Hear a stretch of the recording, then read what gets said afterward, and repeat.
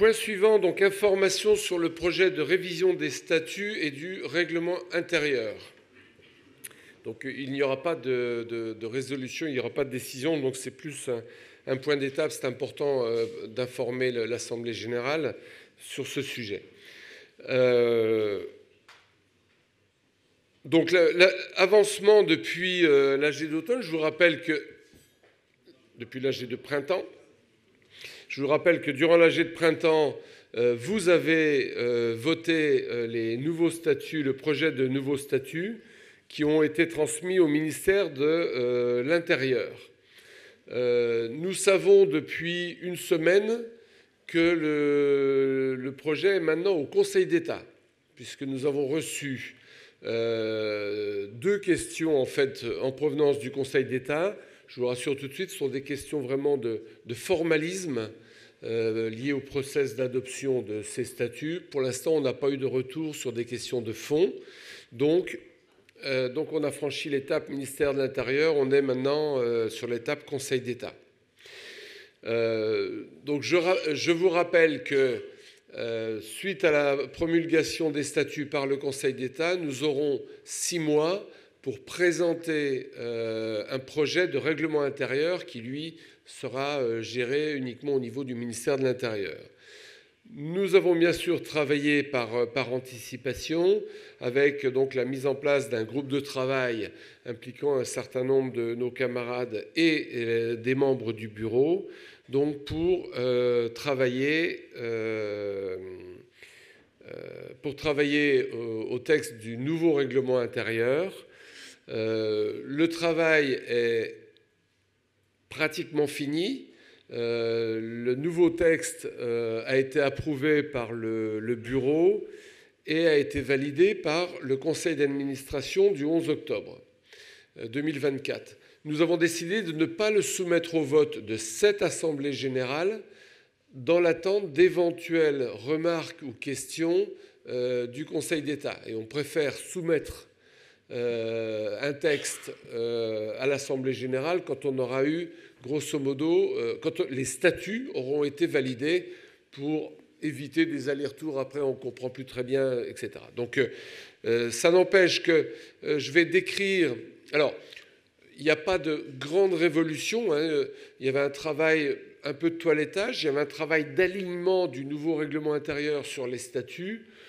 Pas de grande révolution. Donc, je vais plutôt faire une présentation synthétique par différence par rapport au fonctionnement d'aujourd'hui. Ce qui change par rapport au RI actuel, alors on a décomposé ça par titre parce que le RI type publié par le Conseil d'État est organisé par titre, donc on a repris cette structure-là. Concernant les membres, jusqu'à maintenant, seuls les personnels de l'ENSAM pouvaient être membres de la SOS.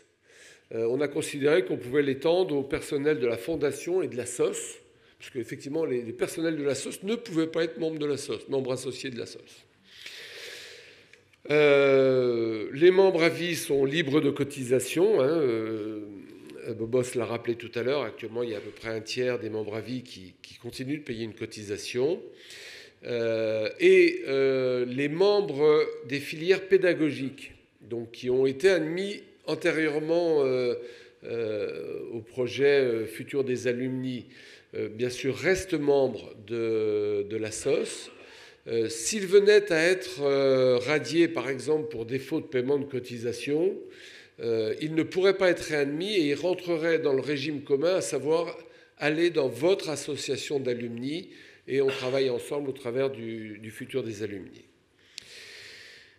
L'Assemblée générale, on va passer sur un mode d'Assemblée générale mixte, c'est-à-dire que les camarades à distance pourront participer aux assemblées générales et pourront voter à distance.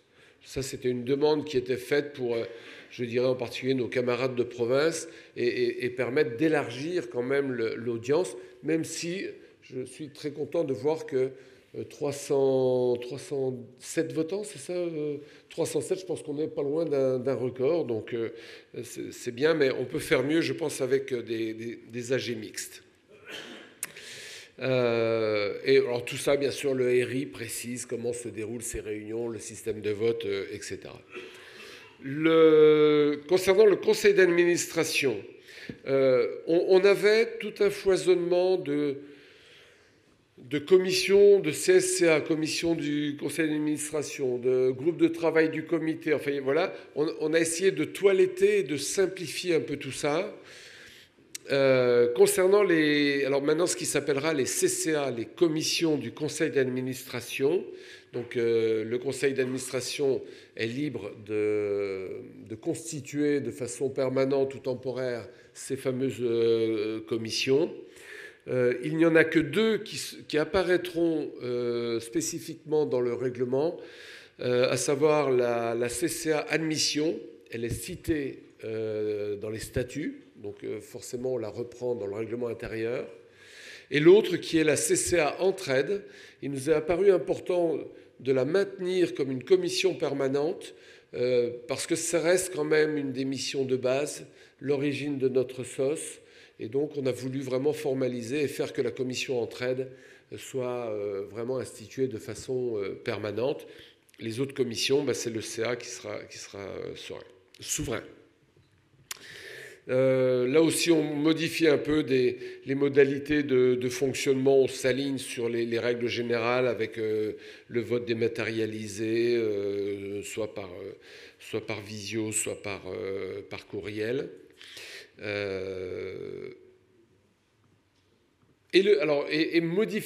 Modification plus de forme que de fond. Le ministère avait toujours eu un problème avec le comité, en disant mais cette instance, etc. Bon.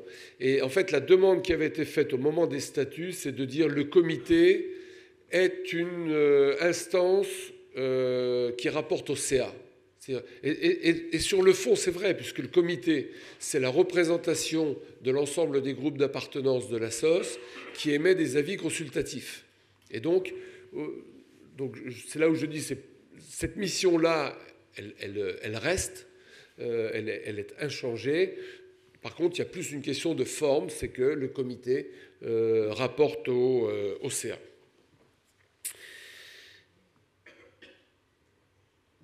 Le bureau, donc vous savez que les statuts ont apporté une modification, à savoir que seule l'élection du président va rester au suffrage universel. On a précisé, parce que là aussi ce n'était pas très clair, les modalités de révocation d'un membre du bureau. Et donc là, on a stipulé que c'est un vote à la majorité des 2/3 du conseil d'administration qui a cette latitude. Et puis on a précisé une règle qui était une règle tacite, qui était à un moment écrite puis plus écrite, que le délégué général de la SOS est choisi parmi les membres titulaires, c'est-à-dire que ça doit être un Gazard. Le titre 5, l'organisation de la société. Donc on rappelle effectivement les différents groupes d'appartenance. On avait l'habitude de parler de groupes sous égide, quand on parlait des promos, des groupes territoriaux, qui est un concept juridique qui n'existe pas dans les ARUP, dans les associations reconnues d'utilité publique. La notion d'égide existe dans les FRUP, les fondations reconnues d'utilité publique, mais pas dans les ARUP. Donc on a reformulé tout ça. Donc les groupes sous égide deviennent des sections de la SOS, donc avec un certain nombre de règles de fonctionnement qui seront précisées, et on étend. En fait, l'idée, c'est quand même de généraliser au maximum les règles sur les durées de mandat. Alors, on sait que c'est compliqué, mais on pense que le dynamisme d'une association passe aussi par le fait qu'il y ait une rotation au niveau des fonctions. Et on est globalement, je ne rentre pas dans le détail, mais globalement, la règle, c'est des mandats de 3 ans avec un plafond à 6. Et d'essayer, je sais qu'il y a déjà plein de groupes qui appliquent ce type de règles, probablement plus difficile au niveau des promos. On est tout à fait conscient que ça peut être plus difficile, mais au niveau des groupes territoriaux, au niveau des groupes professionnels, qui sont vraiment des sections internes de la SOS, là, l'idée, c'est quand même d'essayer de respecter cette règle. Voilà.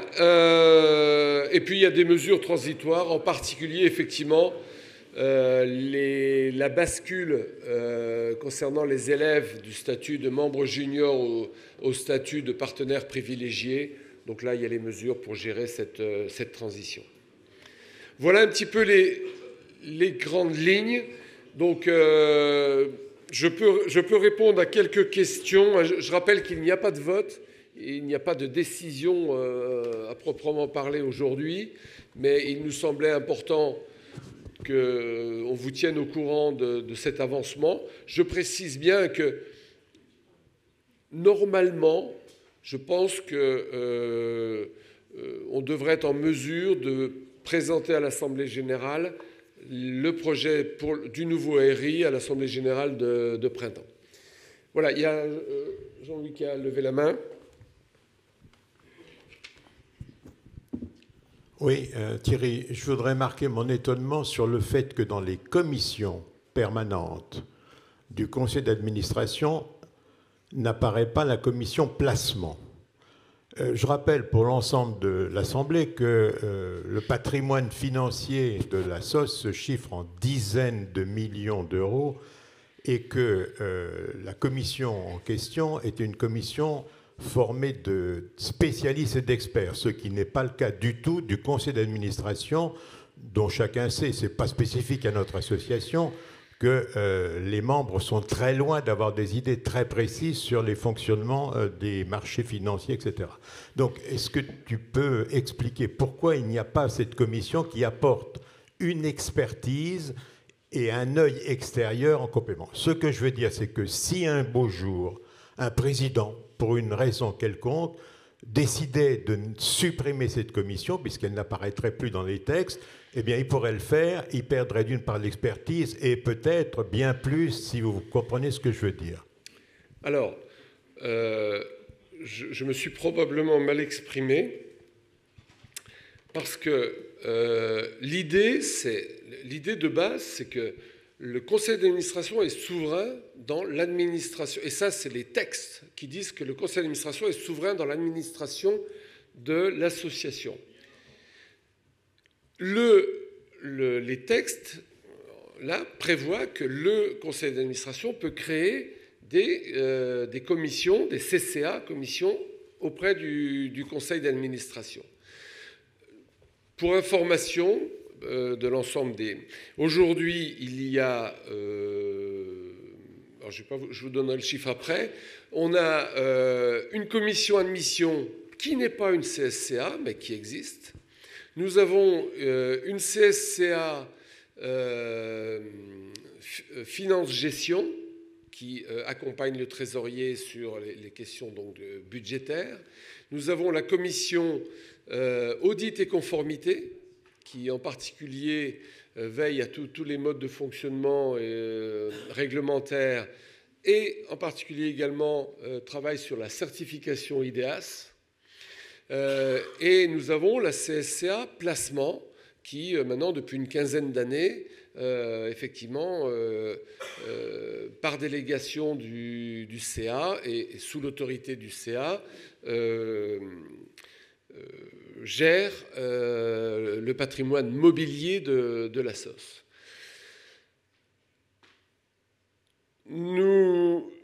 La première option qui se présentait à nous, c'est de ne mettre dans le règlement intérieur aucune commission et de dire le CA est libre d'en mettre, de définir. C'était la première option.